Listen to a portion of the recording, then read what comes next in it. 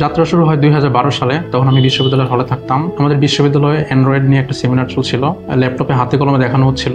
তো তখন আসলে আমার ল্যাপটপ ছিল না। তখন আমার মনে হয় যে আমি আসলে কন্টিনিউ করতে পারছি না। এরপর ঈদের ছুটিতে আমি ময়মনসিংহে বাড়িতে যাই। এরপর কিছুদিন ছুটি অবসর কাটানোর পর মনে হয় যে ছুটিটা কাজে লাগানো উচিত। তো এরপর আমি আসলে অ্যান্ড্রয়েড ডেভেলপমেন্ট নিয়ে কাজ শুরু করি এবং তখনই রিদমিক কিবোর্ড নিয়ে কাজ শুরু হয়।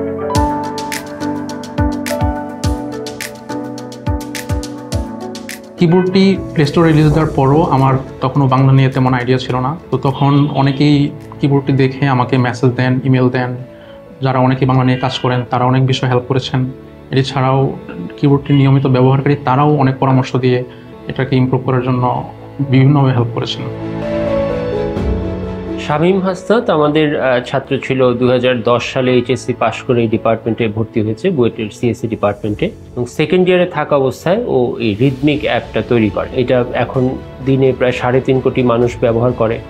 তো এইটা একটা খুবই প্রশংসনীয় কাজ এবং আমাদের এখনকার স্টুডেন্ট তাদের সবার জন্য একটা অনুসরণীয় বিষয়।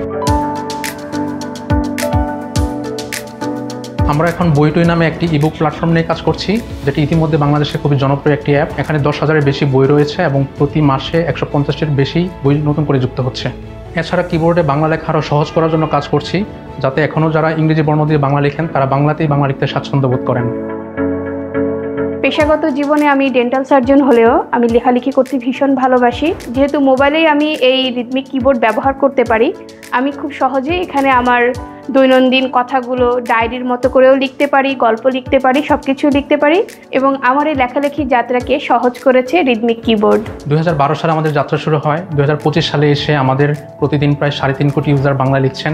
এই বিষয়টি আমাদের জন্য এবং আমার টিমের জন্য অত্যন্ত গর্বের এবং আনন্দের বিষয়।